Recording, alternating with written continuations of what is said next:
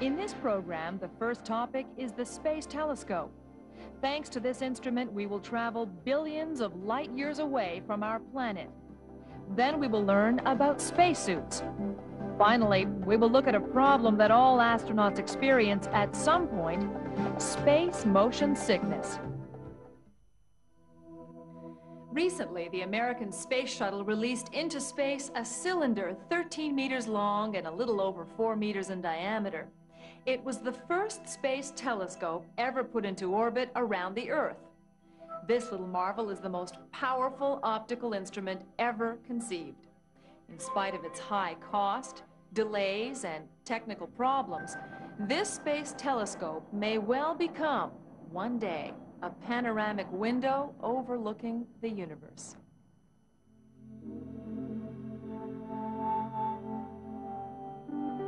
During the 1990s, our vision of the structure, origin, and fate of the universe may radically change.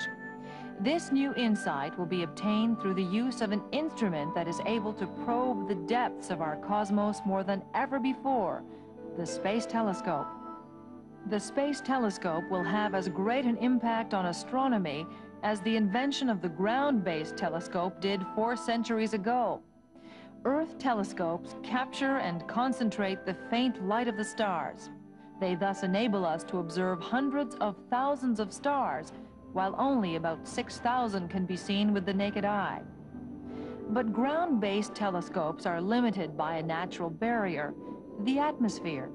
Atmospheric gases and dust block many of the rays emitted by stars. We therefore cannot observe the stars farthest away. Moreover, our atmosphere is constantly filled with whirlwinds and turbulence. This phenomenon, which causes the stars to flicker, reduces the definition of the images obtained through ground-based telescopes. To counter these unfavorable effects, telescopes are set up high in the mountains, where the air is purer and thinner than at sea level. In spite of this, most of the cosmos remains out of the reach of ground-based telescopes, and therefore unknown to science. Orbiting at an altitude of roughly 600 kilometers above the Earth, that is way beyond the atmosphere, the Space Telescope will roll back the limits of the unknown. Indeed, this telescope will be able to see stars 50 times fainter and discern far finer detail than ground-based telescopes can. The construction of this veritable space observatory was carried out with the greatest of care. As in all large telescopes, the Space Telescope's key component is its concave mirror. The mirror catches the light of the stars and projects it onto a smaller secondary mirror. This secondary mirror, in turn, reflects the light toward various instruments of detection.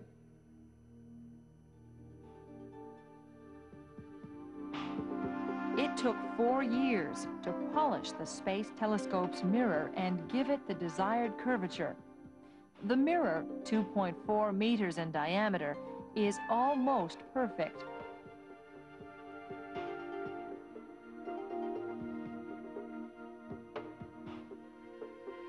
Once polished, the mirror was coated with a layer of pure aluminum, making it extremely reflective. Then the telescope was actually assembled. A structure 13 meters long and 4 meters across, forming the body of the telescope, was attached to the mirror. On this light but highly resistant structure, the telescope's other components were installed, such as the secondary mirror and the various instruments of detection. 2 solar panels were also fastened to the structure to supply the telescope with energy. A radio antenna, used to transmit collected data to Earth, was also installed. A sophisticated mechanism consisting of 3 sensors orients the telescope. Like eyes, the sensors spot the star to be observed. The onboard computer then spurts out gas, which directs the telescope's axis in the chosen direction. If the star under observation is too faint to be discerned by the sensors, the latter will use a bright star in the same direction as a reference point.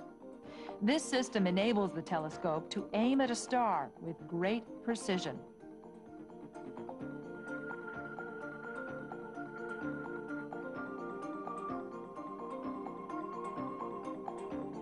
Once the telescope had been assembled, a metal cover was placed over it as a protective shield against the sun's heat and the intense cold when its trajectory takes it into the shadow of the Earth. Finally, it was tested in huge vacuum chambers to determine how it would behave in the sorts of conditions it would encounter in space.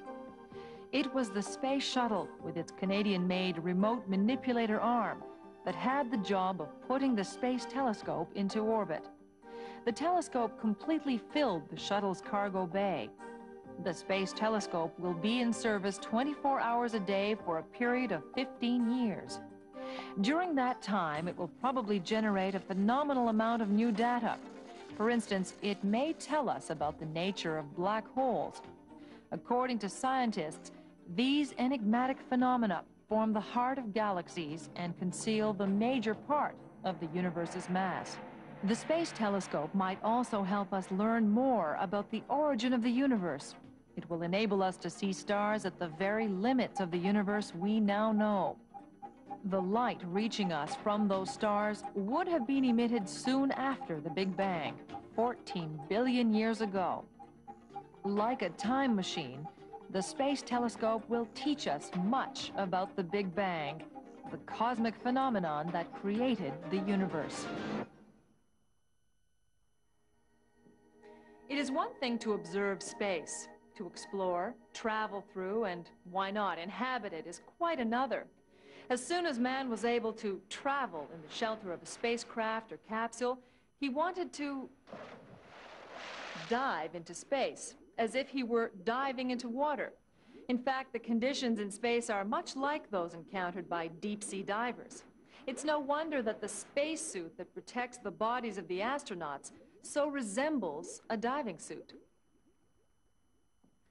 The first suits were rigid, and the spacecrafts were so small that the astronauts couldn't move anyway. But the spacesuit has evolved.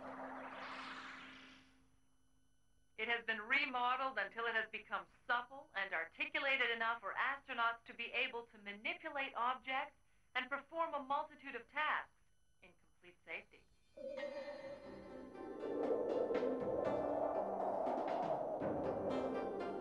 The space environment is the most hostile of all environments known to man. Beyond the blue veil of the atmosphere, there is no air. You cannot breathe there. Also, the virtual emptiness of space does not exert any pressure, as our atmosphere does. On Earth, it is atmospheric pressure that prevents liquids from boiling. The bodily fluids of a human being exposed, unprotected to the emptiness of space, would soon boil. Space is also inhospitable to man due to its tremendous variations in temperature. In the sun, the temperature reaches 150 degrees Celsius, but drops to 150 degrees below in the shade. In addition, space is constantly being crisscrossed by micrometeorites. These minute particles, hurled through space when stars explode, disintegrate when they pass through the Earth's atmosphere. But in space, a rain of micrometeorites could turn a man's delicate skin into a sieve.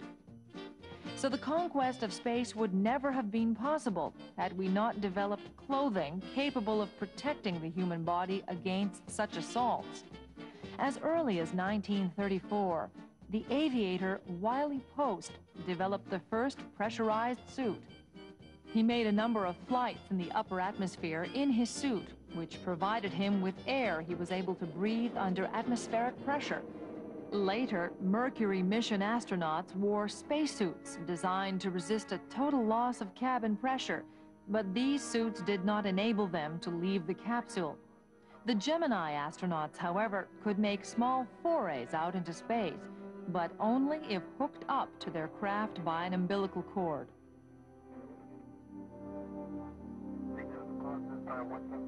The suits used for the Apollo space flights were the first to free the astronauts completely so they could walk on the surface of the moon. The American Shuttle Spacesuit crowns this technical evolution.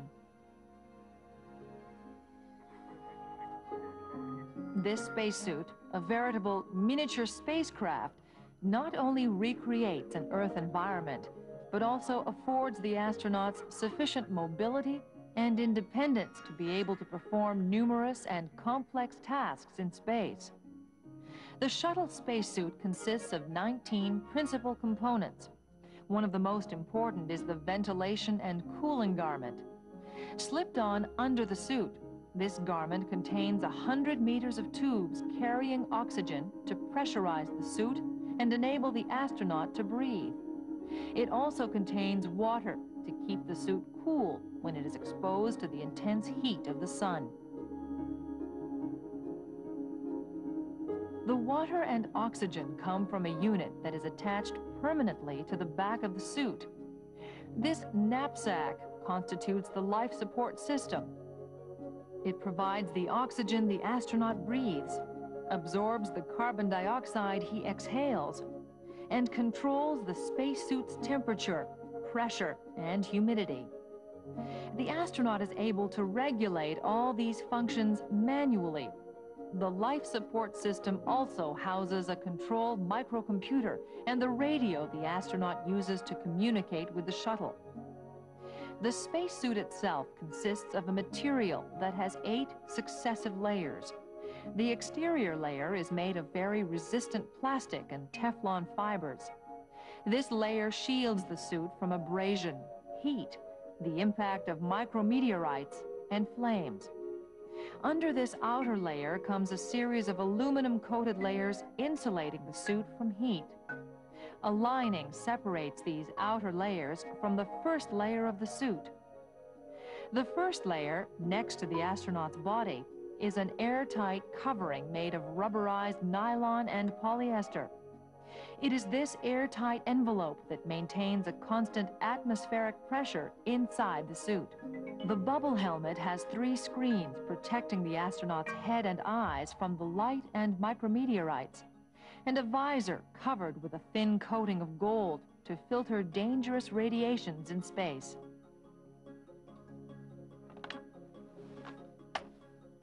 The torso, pants, gloves, and helmet of the suit are fitted one into the other by airtight joints. Thanks to these joints, the spacesuit is quickly assembled. There are other special joints for the articulation of the knees, elbows, wrists, shoulders, ankles, waist, and hips. These joints, said to be of constant volume, enable the limbs and torso to move according to the main lines without altering the suit's volume. The joints are crucial for the flexibility of the spacesuit. Without them, once pressurized, the suit would be as inflexible as a blown-up football. Those spacesuits are very complex and weigh 117 kilograms each. It only takes astronauts about 15 minutes to put them on. Once on, the suit provides the astronaut with 7.5 hours of freedom, about the equivalent of a regular workday on Earth. Another important role played by the spacesuit is to ensure constant communication between the astronaut and the members of his crew. It seems that communication in space is so clear, the astronauts feel as if they are sitting around a table with their friends. Watching astronauts maneuver is like watching a strange ballet. You can't help being envious of them, being so free of gravity and air resistance. However, astronauts sometimes have to go through less pleasant experiences. In fact, there is a host of physical disorders they have to overcome before they can fully enjoy the wonders of space. When the space adventure first got underway, astronauts were selected and trained according to very strict standards. However, over the years, the tests aspiring astronauts go through have become somewhat less rigorous. Now, while they must keep themselves in top physical condition, the emphasis is on learning how to work in zero-gravity conditions. They learn this in a plane that free falls for 30 seconds. They also undergo training in tanks of water. Overall, an astronaut's preparation for spaceflight involves more science courses than it does physical training. For scientists have realized that even the most demanding physical training does not adequately prepare astronauts for the conditions they will encounter in space.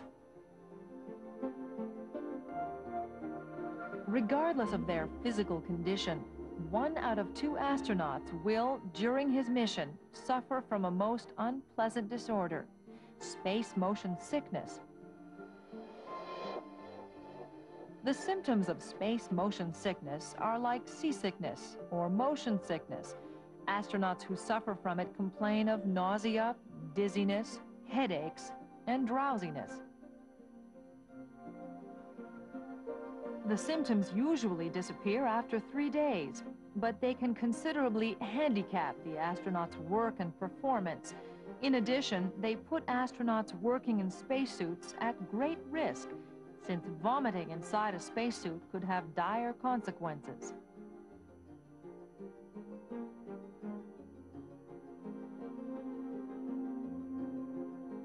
Space motion sickness is caused by the lack of gravity on the body's vertical reference system. The recognition of up and down occurs in part due to the vestibular system, a series of minute organs located in the inner ear.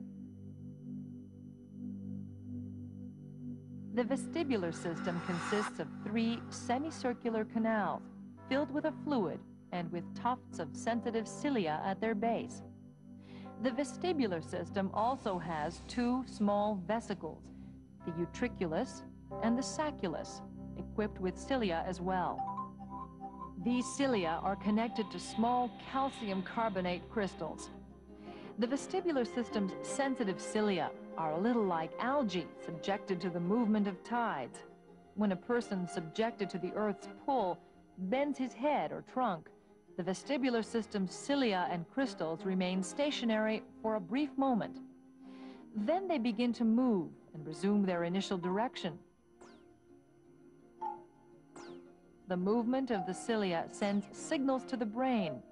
The brain also receives information from other organs, such as the eyes.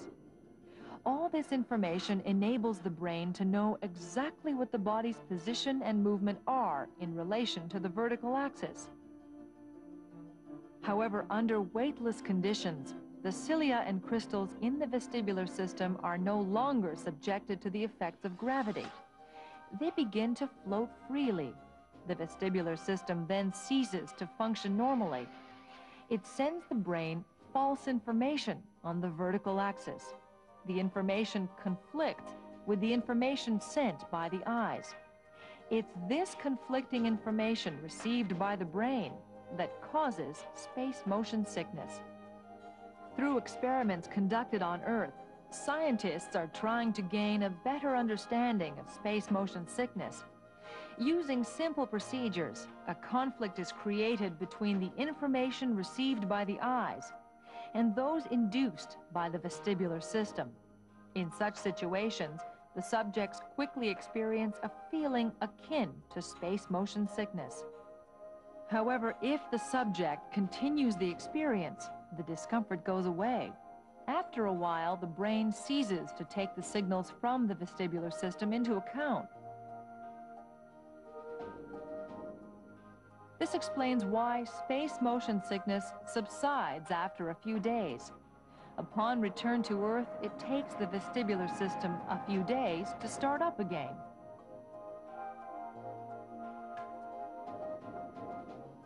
Researchers are hopeful that these studies will enable them to prevent or treat space motion sickness. Currently, it is difficult to predict who will be affected. It appears, though, that there is a reverse relationship between susceptibility to space motion sickness and the tendency to experience motion sickness on Earth. Astronauts who are little inclined to travel sickness on Earth tend to be prone to space motion sickness, and vice versa. Space motion sickness does not constitute a serious problem during a prolonged stay in a space station. On the other hand, it's a major handicap for astronauts involved in short-term missions, like the shuttles. Experiments conducted during future space shuttle flights may perhaps enable us to gain a better knowledge of these phenomena. These studies may thus improve man's adaptability to space.